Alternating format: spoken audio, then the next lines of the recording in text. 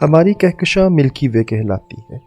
اس کے طول و عرض کا اندازہ اس طرح لگایا جا سکتا ہے کہ اگر اس کے ایک سرے سے دوسرے حصے تک روشنی کی رفتار سے سفر کیا جائے تو کم و بیش 1,00,000 نوری سال کا عرصہ درکار ہوگا۔ لیکن ہمارے ہمسایہ میں قریب ترین ہماری کہکشاں کی سہیلی یا بڑی بہن ایک اور کہکشاں موجود ہے جس کی پیدائش آج سے کم و بیش 10 ارب سال پہلے ہوئی۔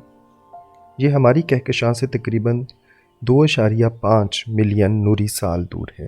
اسے آج ہم اینڈرومیڈا کہکشاں کے نام سے جانتے ہیں، اور اینڈرومیڈا تقریباً 22,000 نوری سال کی وسعت پر محیط ہے۔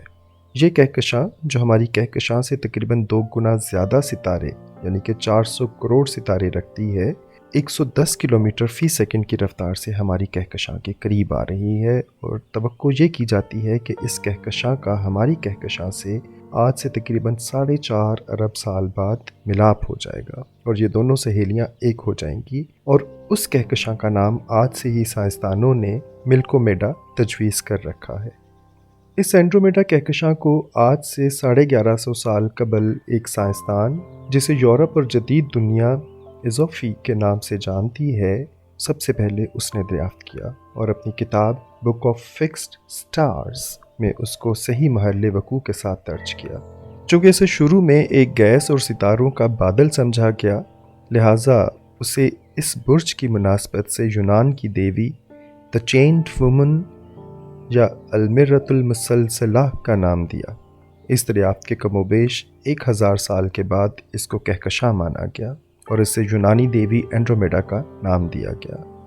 لیکن یورپ اور اسٹرالوجی کے تمام عظیم سائنسدان آج بھی اینڈرومیڈا کی دریافت کا سہرا ایزوفی یعنی اسی عظیم سائنسدان کے سر باندھتے ہیں۔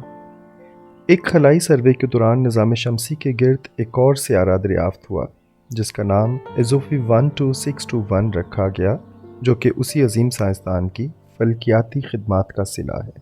اسی طرح سے چاند پر ایک دریافت کیے جانے والے گڑھے کا نام بھی ایزوفی کے نام پہ رکھا گیا۔ 7 دسمبر 2016 میں گوگل نے اس عظیم سائنسدان کی خدمات کو خراج تحسین پیش کرتے ہوئے اس کی 1113ویں برسی مناتے ہوئے اپنے ڈوڈل کو برج سرطان کے نشان سے سجایا۔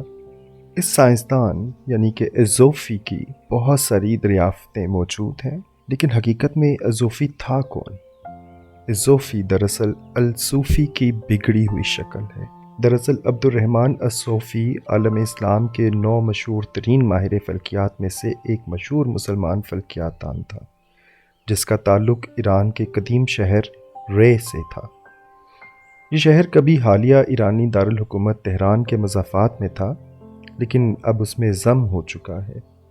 وہ 7 دسمبر 903 کو پیدا ہوا اور 25 مئی 986 کو شیراز میں وفات پا گیا۔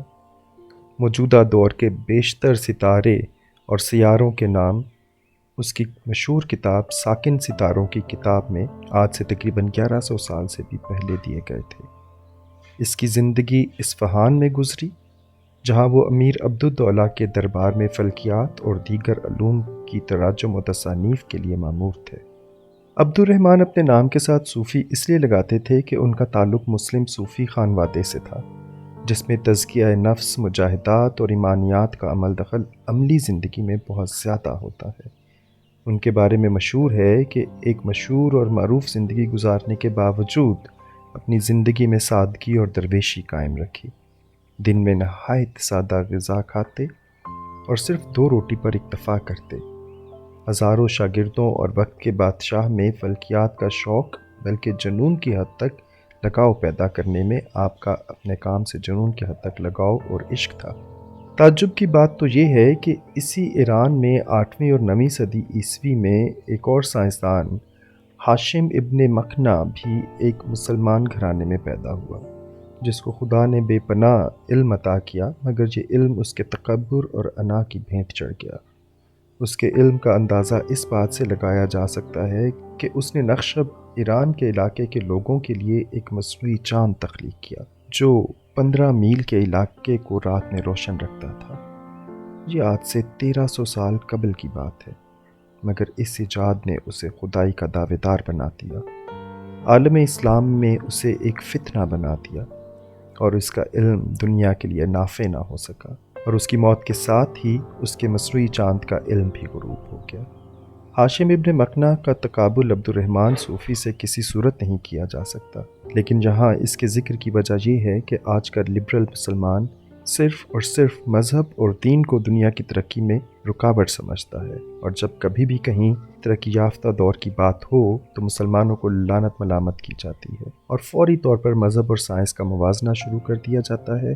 اگر مذہب کی ٹھیک سے پیروی کی جائے تو مذہب ایک با اخلاق سائنسدان، استاد، ریاضی دان یا ڈاکٹر اور انجینئر بنائے گا جو انسانیت کے لیے مفید ہوں گے، نہ کہ ہاشم ابن مکنہ یا فرعون جس نے جب آسمانی بجلی کو اپنے قابو میں کرنا سیکھا تو خدائی کا دعوے دار بن گیا، نہ ہی نمرود و شداد جنہوں نے مصنوعی جنت بنائی تو عوام کو فائدہ دینے کی بجائے خدائی کے دعوے دار بن بیٹھے۔ بنیادی طور پر یہ اپنے دور کے بڑے سائنسدان تھے جنہیں ان کے علم نے اپنے نفع کی طرف مائل کر دیا۔ اخلاقیات ہر مذہب کے پیروکاروں کو اپنی ذات و نفع کی نفی کر کے انسانیت کی خدمت کی طرف لے کر جاتی ہے۔ الیگزینڈر فلیمنگ ایک برطانوی ڈاکٹر تھا۔ اس نے 1928 میں جراثیموں کے خلاف ایک اہم ترین ہتھیار پینسلین دریافت کیا۔ اس نے تمام عمر انسانیت کی خدمت میں گزار دی اور اس ایجاد کو اپنے نام وقف کرنے یا اس کا دنیاوی فائدہ اٹھانے سے انکار کر دیا کہ جو چاہے اس سے استعمال کرے اور فلاح انسانیت ہو۔ یہ الیگزینڈر فلیمنگ کی وہ اخلاقیات ہیں جو اسے وراثت میں اور غریبی کے دنوں میں تزکیہ نفس سے حاصل ہوئی تھی۔ کسی بھی مذہب پر کار فرما سائنسدان ایک فعال معاشرتی نمائندہ ہوتا ہے، اور مذہب سے متنفر سائنسدان صرف ایک سائنسدان ہوتا ہے جسے شاید اپنے نام و نمود کی نمائش زیادہ عزیز ہو۔ بس مذہب ایک تزکیہ نفس کا حامل سائنسدان پیدا کرتا ہے، جبکہ سائنس صرف سائنسدان پیدا کرتی ہے۔ علم دونوں حاصل کرتے ہیں، لیکن مذہبی اقدار جس کے اندر آباد ہوں وہ خیر کو ترجیح دیتا ہے۔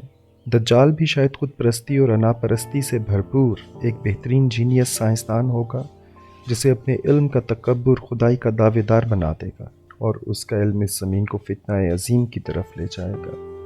ہر دور کا ایک چھوٹا کم سن دجال کبھی فرعون، کبھی نمرود اور کبھی ہاشم ابن مکنہ اور کبھی بل گیٹس کی صورت زمین پر اپنے مفادات کے دفاع میں پیدا ہوتا رہا۔